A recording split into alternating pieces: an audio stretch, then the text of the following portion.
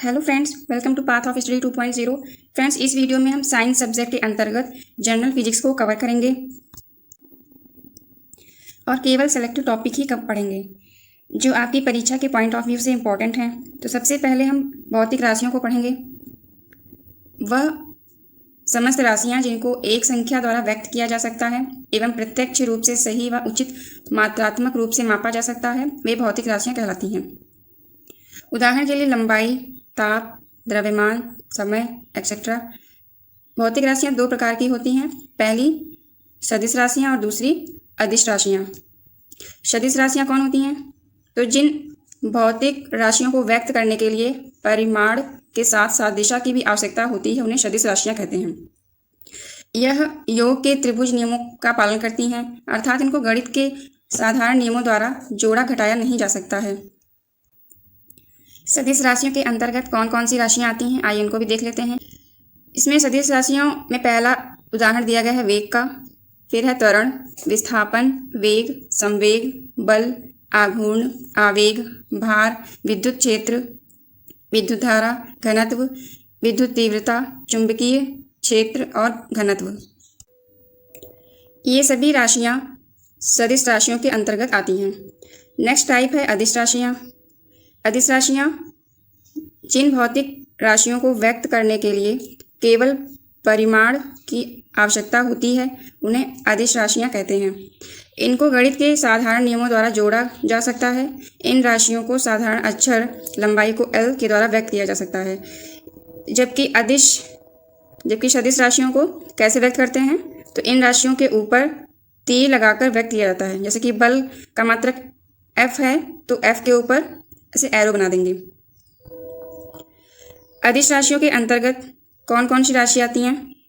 लंबाई, दूरी, चाल, क्षेत्रफल, आयतन, द्रव्यमान, घनत्व, शक्ति, ऊर्जा, कार्य, दाब, ताप, विद्युत धारा, कोण, विद्युत विभव और विशिष्ट ऊष्मा, ये सब आती हैं।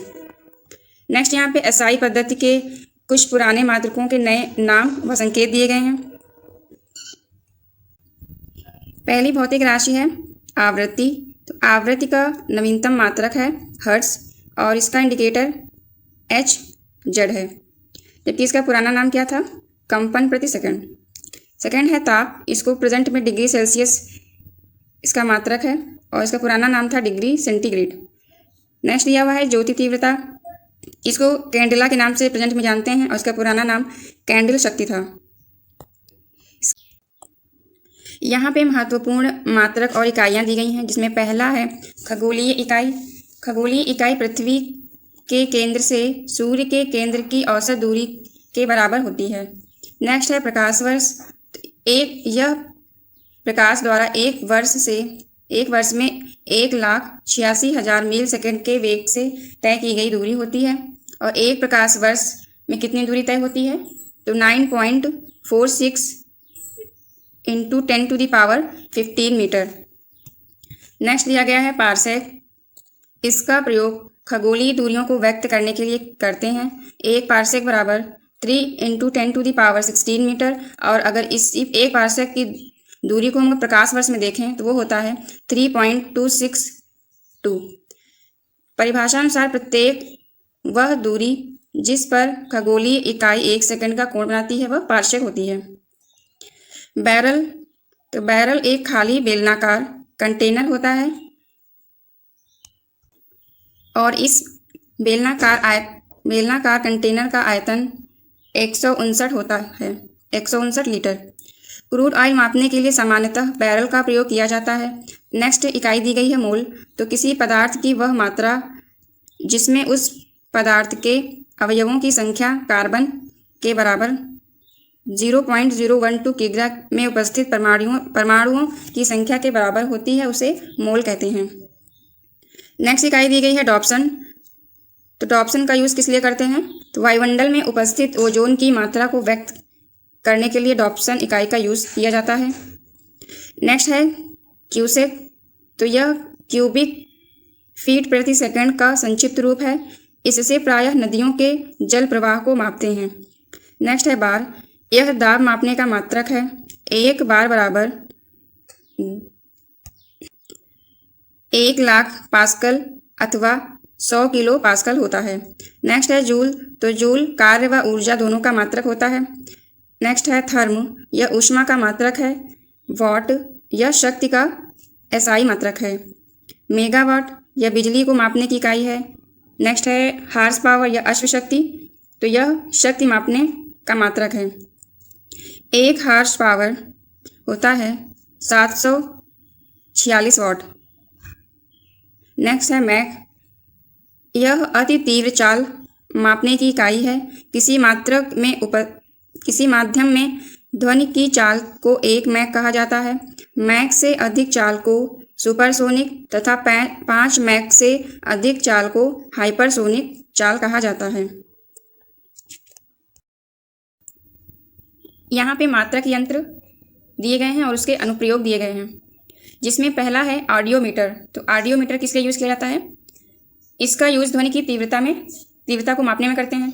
सेकंड दिया गया है ओडोमीटर, वाहन द्वारा तय की गई दूरी को मापने में इसका यूज़ होता है। अल्टीमीटर, ऊंचाई को मापने में। ऑक्सेनोमीटर, इसका यूज पौधों की वृद्धि को मापने में करते हैं। नेक्स्ट है लक्समीटर, प्रकाश की तीव्रता को मापने में इसका यूज़ होता है। लैक्टोमीटर, दूध का सापेक्षिक घनत्व या शुद्धता मापने में इसका यूज़ किया जाता है। नेक्स्ट दिया गया है हाइड्रोमीटर, तो तरल पदार्थों का सापेक्षिक घनत्व मापने में यूज़ होता है ये। हाइग्रोमीटर, हवा की आर्द्रता मापने में हाइग्रोमीटर का यूज़ होता है। नेक्स्ट है मैनोमीटर, गैसों का दाब मापने में किया जाता है। गैल्वेनोमीटर, विद्युत धारा की उपस्थिति जांचने के लिए इसका यूज़ होता है। अमीटर का यूज़ विद्युत धारा को मापने में किया जाता है। नेक्स्ट है एनीमोमीटर, वायु की गति को मापने में इसका यूज़ होता है। विंड वेन, वायु की दिशा को ज्ञात करने के लिए विंड वेन का यूज़ किया जाता है। नेक्स्ट है वोल्टमीटर, विभवांतर मापने के लिए वोल्टमीटर का यूज़ किया जाता है। सिस्मोग्राफ का यूज़ किस लिए करते हैं? तो इसका यूज़ भूकंप की तीव्रता को मापने के लिए करते हैं। थर्मामीटर, ताप मापने में इसका यूज़ होता है। पायरोमीटर, उच्च ताप को मापने के लिए इसे विकिरण तापमापी भी कहते हैं। तो इसका पायरोमीटर का यूज़ किस लिए होता है? उच्च ताप को मापने में। नेक्स्ट है कैरेट मीटर, तो कैरेट मीटर का यूज़ स्वर्ण की शुद्धता को मापने में किया जाता है। स्टेथोस्कोप का यूज़ हृदय की ध्वनि सुनने के लिए किया जाता है। नेक्स्ट है स्फेग्नोमैनोमीटर, इसका यूज़ रक्तचाप को मापने के लिए किया जाता है। और फैदोमीटर का यूज़ समुद्र की गहराई को मापने में किया जाता है। नेक्स्ट है टैकोमीटर का यूज़ वैद्युत मोटर की घूर्णीय गति अथवा वाहन की घूर्णीय गति को मापने में किया जाता है।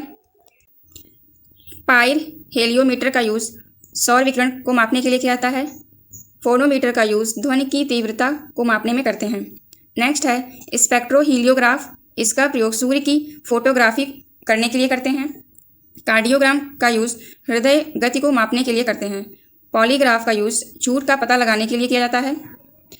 बोलोमीटर का यूज़ तापमान में परिवर्तन की माप द्वारा ऊष्मीय तथा विद्युत चुंबकीय विकिरण को मापने के लिए करते हैं। ओम मीटर का यूज़ विद्युत प्रतिरोध को मापने में करते हैं। ओंडोमीटर का यूज़ विद्युत चुंबकीय तरंगों की आवृत्ति को मापने में किया जाता है। लाउड स्पीकर का यूज़ ध्वनि की तीव्रता को बढ़ाने में किया जाता है। मैग्नेटोमीटर का यूज़ चुंबकीय क्षेत्र को मापने में करते हैं। नेक्स्ट है माइक्रोमीटर का यूज़ सूक्ष्म लंबाई को मापने में किया जाता है। वेंचुरी मीटर का यूज़ द्रवों की प्रवाह की गति को मापने में करते हैं। नेक्स्ट है थर्मोपाइल का यूज़ विकिरण तीव्रता मापने का यंत्र है। और उसके बाद में सेक्सेंटर का यूज़ ऊंचाई को मापने में किया जाता है। रेन गेज का यूज़ वर्षा की मात्रा को ज्ञात करने के लिए किया जाता है। और वेब मीटर का यूज़ विद्युत चुंबकीय तरंगों की तरंग दैर्ध्य को मापने में करते हैं। इसके बाद ऊर्जा का रूपांतरण करने वाले उपकरण हैं, जैसे रासायनिक ऊर्जा को विद्युत ऊर्जा में या यांत्रिक ऊर्जा में उसको कन्वर्ट करते हैं। तो कौन कौन से उपकरण का यूज़ होता है और वह ऊर्जा का रूपांतरण कैसे करता है, मतलब किस ऊर्जा में करता है, वो देखेंगे।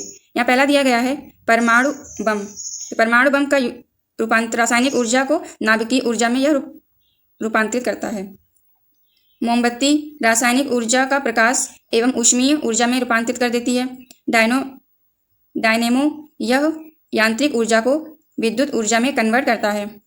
नेक्स्ट है विद्युत बल्ब। तो विद्युत बल्ब विद्युत ऊर्जा को प्रकाश और ऊष्मीय ऊर्जा में कन्वर्ट कर देता है। माइक्रोफोन ध्वनि ऊर्जा को विद्युत ऊर्जा में कन्वर्ट करता है। लाउड स्पीकर विद्युत ऊर्जा को ध्वनि ऊर्जा में, सोलर सेल सौर ऊर्जा को विद्युत ऊर्जा में, इंजन ऊष्मीय ऊर्जा को यांत्रिक ऊर्जा में कन्वर्ट करता है, विद्युत शल या रासायनिक ऊर्जा को विद्युत ऊर्जा में कन्वर्ट करता है, सितार या यांत्रिक ऊर्जा को ध्वनि ऊर्जा में कन्वर्ट करता है, मोटर या विद्युत ऊर्जा को यांत्रिक ऊर्जा में और टरबाइन स्थितिज ऊर्जा को विद्युत ऊर्जा में कन्वर्ट करता है। नेक्स्ट यहाँ पे हियरिंग रेंज दी गई हैं, यानी श्रवण परास दिए गए हैं, जिसमें मनुष्य के कान 20 हर्ट्ज से 20 किलो हर्ट्ज के मध्य की आवृत्ति वाली ध्वनि को सुनने के लिए सुग्राही होते हैं, यानी कंफर्टेबल होते हैं, और आवृत्ति का यह परास श्रवण परास कहलाता है। अर्थात श्रवण परास कितना होगा मनुष्य के लिए? 20 हर्ट्ज से 20 किलो हर्ट्ज के मध्य में। ध्वनि तरंगे आवृत्ति परिसर के आधार पर 3 प्रकार की होती हैं। कौन कौन सी? श्रव्य तरंगे, अवश्रव्य तरंगे और पराश्रव्य तरंगे। श्रव्य तरंगों में 20 हर्ट्ज से 20,000 हर्ट्ज तक की आवृत्ति की तरंगों को श्रव्य तरंगे कहते हैं।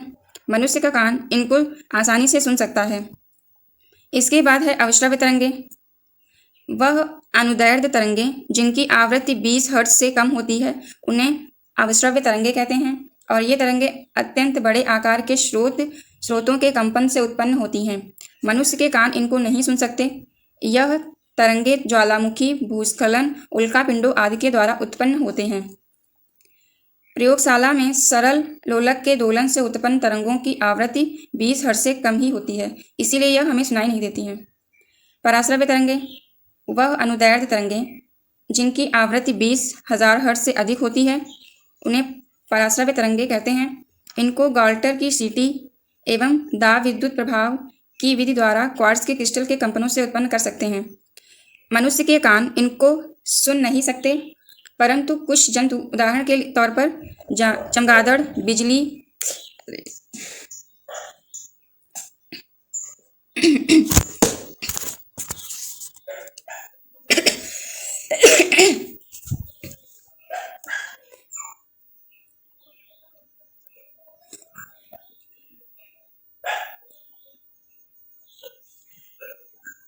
परंतु कुछ जंतु उदाहरण के तौर पर जैसे चमगादड़, बिल्ली, पारपाइज, कुत्ते आदि इनको सुन सकते हैं। पराश्रव्य तरंगों के उपयोग क्या क्या हैं? पहला दिया गया है संकेत भेजने में, दूसरा समुद्र की गहराई ज्ञात करने में, तीसरा उड़ते हुए हवाई जहाज की दूरी मापने में, सोनार उपकरण में यूज होते हैं। और सोनार किस लिए यूज होता है? यह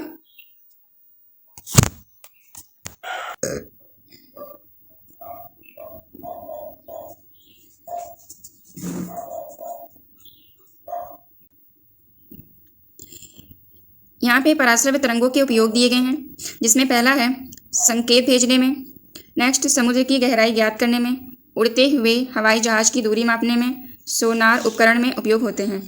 सोनार का यूज़ साउंड नेविगेशन और रेंजिंग है, अर्थात अगर समुद्र में कहीं पे कोई शिप फंस गया है, उसकी गहराई और उसकी दूरी का पता लगाने के लिए सोनार का उपकरण का यूज़ किया जाता है। नेक्स्ट है स्वचालित दरवाजों को नियंत्रित करने में, घड़ी के पुर्जों, वायुयान, कपड़ों आदि को साफ करने में, कारखानों की चिमनियों से कालिख साफ करने में इसका प्रयोग किया जाता है। चिकित्सा के क्षेत्र में क्या क्या यूज होता है वो देख लेते हैं।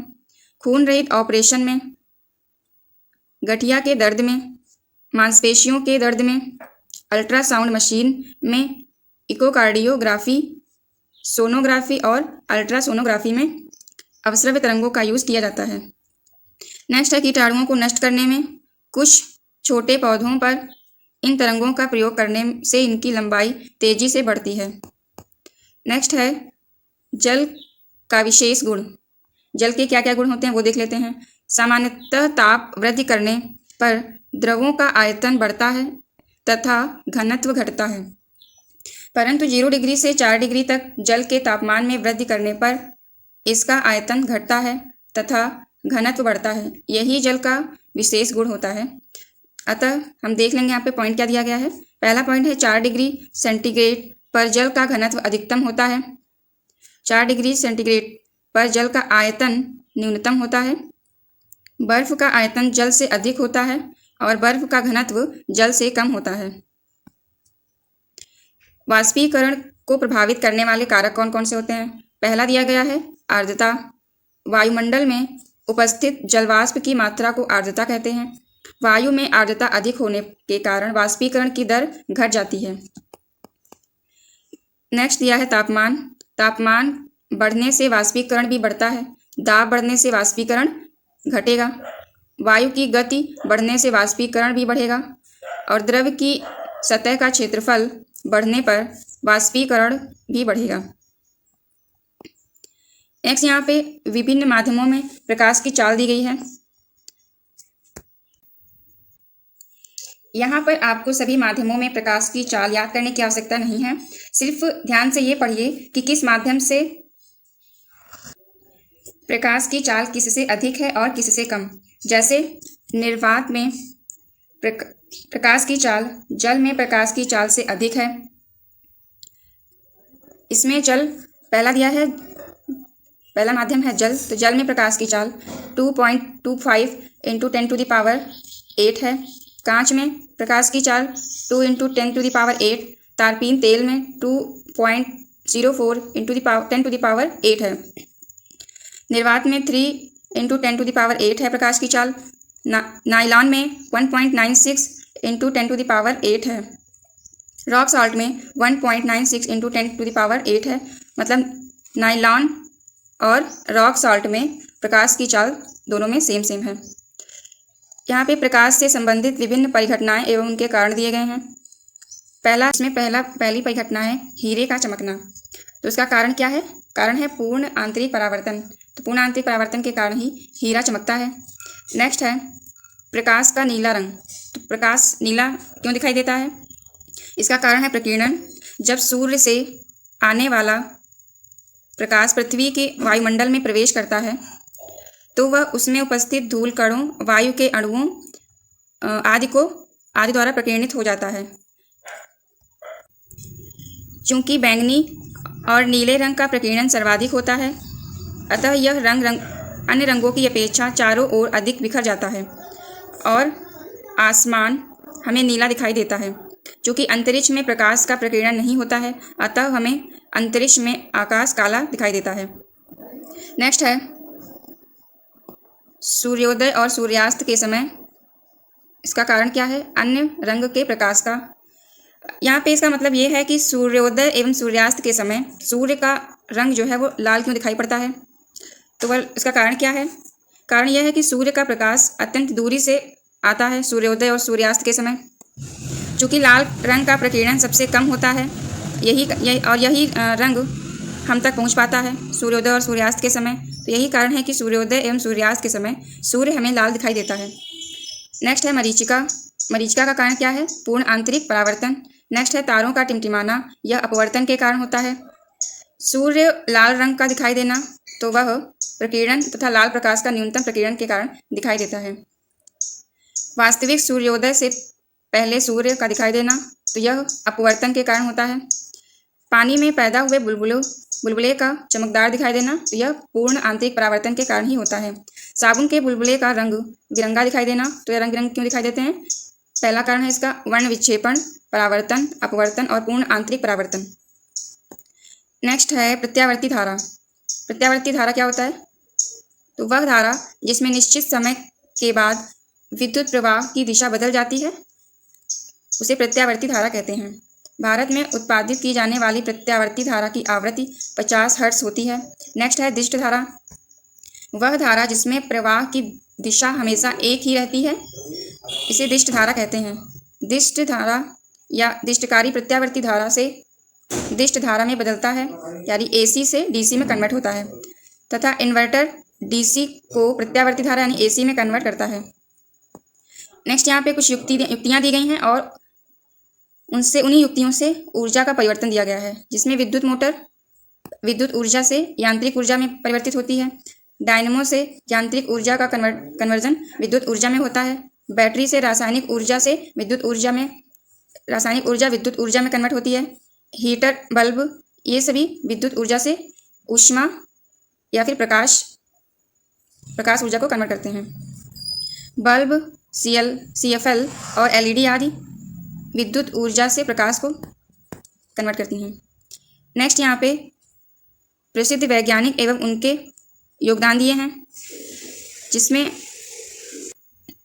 पहले वैज्ञानिक हैं आइंस्टीन।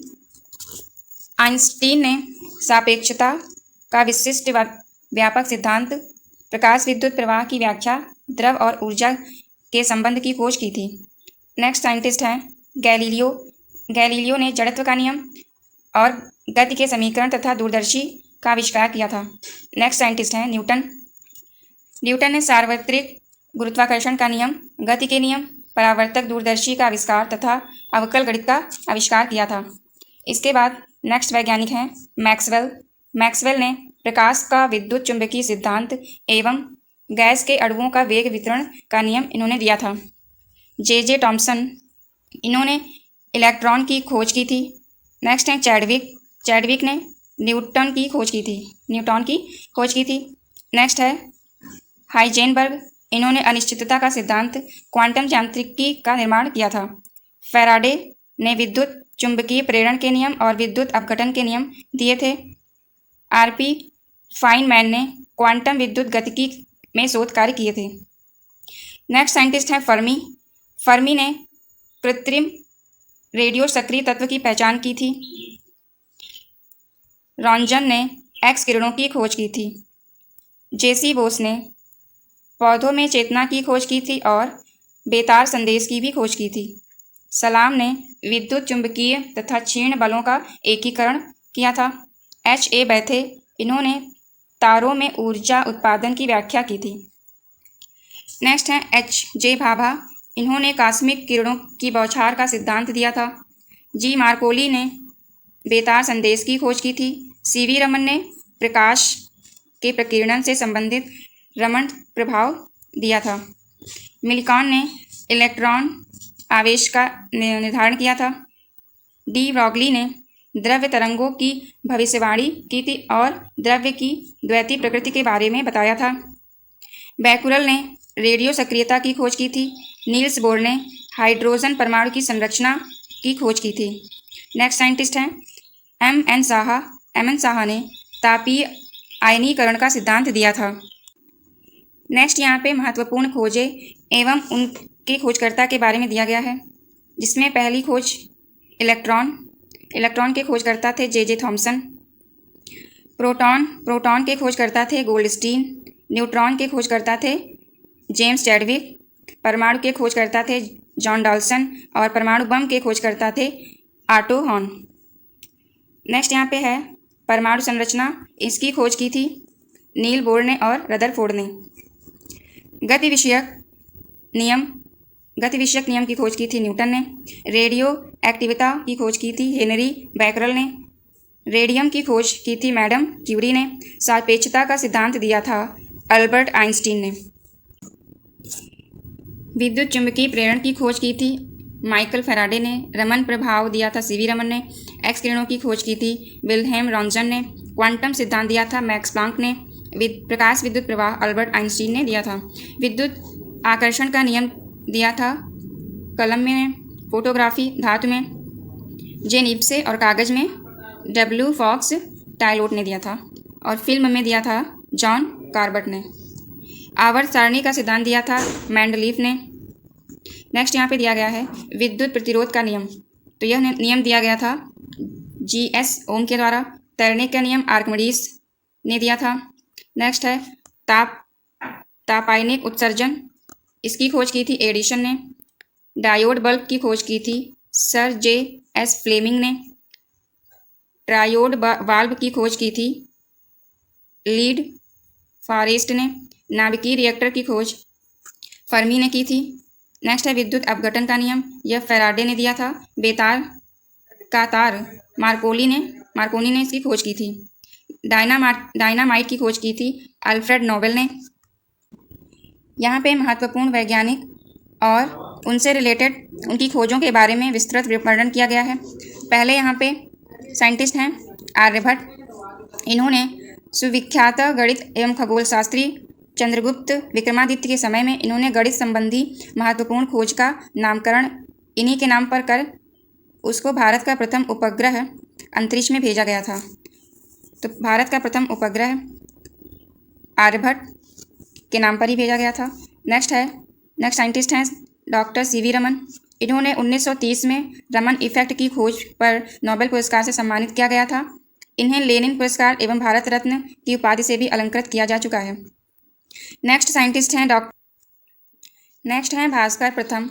7वीं शताब्दी में सुविख्यात खगोलशास्त्री। भारत का दूसरा उपग्रह इन्हीं के नाम से अंतरिक्ष में प्रक्षेपित किया गया था। नेक्स्ट साइंटिस्ट हैं एस.एन. बोस। इन्होंने बोसॉन नामक कण की खोज की थी।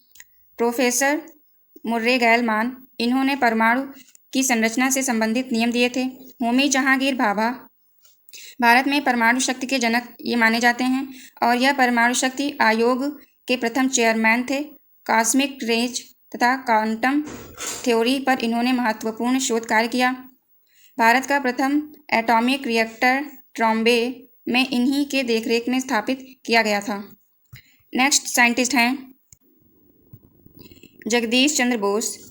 यह वनस्पति विज्ञान के ख्याति प्राप्त वैज्ञानिक हुए। पौधों के चेतना शक्ति खोज इनकी देन है और इन्होंने क्रेस्टोग्राफ का आविष्कार किया था। प्रोफेसर सतीश धवन। भारतीय कृत्रिम उपग्रह आर्यभट्ट तथा रोहिणी का प्रक्षेपण इन्हीं के प्रयासों का प्रतिफल है। Doctor K S. कृष्णन। ये रमन इफेक्ट की खोज में डॉक्टर सी.बी. रमन के सहयोगी के रूप में कार्य किया था। नेक्स्ट है डॉक्टर वी.डी. नाग चौधरी। इन्होंने परमाणु विज्ञान पर महत्वपूर्ण खोजें की थी। साइक्लोट्रॉन के आविष्कार में डॉक्टर लॉरेंस के सहयोगी भी रहे थे। नेक्स्ट है यहाँ पे अल्बर्ट आइंस्टीन। इन्होंने सापेक्षता का सिद्धांत दिया था। आर्किमिडीज ने द्रवों के उछाल संबंधी नियमों का प्रतिपादन किया था। आर्किमिडियन रक्कू का निर्माण किया था। इन्होंने लीवर का सिद्धांत भी दिया था। नेक्स्ट है कॉपरनिकस। इन्होंने सौरमंडल का पता लगाया था। Doctor Edward Teller. इन्होंने हाइड्रोजन बम की खोज की थी। जी मार्कोली। इन्होंने रेडियो टेलीग्राफी का आविष्कार किया था। गैलीलियो ने टेलीस्कोप का आविष्कार किया था। नेक्स्ट हैं हेनरी बैक्यूरेल। इन्होंने गामा किरणों की खोज की थी। 1903 में मैडम क्यूरी के साथ मिलकर यूरेनियम की रेडियो एक्टिविता की खोज की थी। नेक्स्ट साइंटिस्ट हैं हेनरी कैवेंडिश। इन्होंने हाइड्रोजन की खोज की थी, जल के अणुओं की रचना निर्धारित की तथा पृथ्वी के घनत्व का परिकलन एक प्रयोग के द्वारा किया था। नेक्स्ट साइंटिस्ट हैं डॉक्टर एच युकावा। इन्होंने 1949 में मेसॉन नामक कण की खोज की थी। नेक्स्ट है आइजक न्यूटन। इन्होंने सर्वप्रथम गुरुत्वाकर्षण का नियम दिया था। इन्होंने गणित के क्षेत्र में द्विपद प्रमेय की खोज, अवकलन व समाकलन गति के नियम दिए थे। Next madam Marie Curie. यह पोलैंड की महिला वैज्ञानिक थीं। रेडियम की खोज के लिए इन्हें 1903 में नोबेल पुरस्कार मिला था। इनको 1911 में रसायन विज्ञान का दूसरा नोबेल पुरस्कार दिया गया था।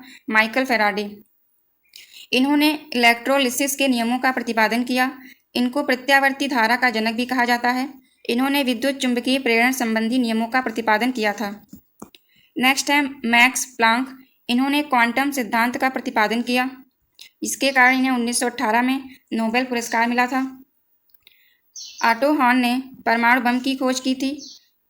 रॉबर्ट बॉयलर ने बॉयलर का नियम दिया था, जो गैसों के दबाव और आयतन से संबंधित था। रदरफोर्ड। इन्होंने परमाणु संरचना व रेडियो सक्रियता के विषय में खोजें की थी। नेक्स्ट है रॉबर्ट एच गोडार्ड। इन्होंने चंद्रमा पर पहुंचने वाले रॉकेट के विषय में सर्वप्रथम जानकारी दी थी। नेक्स्ट साइंटिस्ट हैं रॉबर्ट वाटसन वॉट। इन्होंने रडार का आविष्कार किया था। Next Thomas Alva Edison. इन्होंने विद्युत बल्ब, फोटोग्राफ, चलचित्र, टेलीग्राफ आदि से संबंधित खोजें की थी। नेक्स्ट हैं टीसी ओलोवास्की। ये रूस में इन्हें फादर ऑफ पॉकेट्री के नाम से पुकारा जाता है। लास्ट वैज्ञानिक हैं विलियम वेग। इन्होंने ब्रेक के नियम का प्रतिपादन किया था, जिसके आधार पर आरएनए डीएनए के क्रिस्टल की संरचना का पता चलता है। Thank you watching for this video. जय हिंद।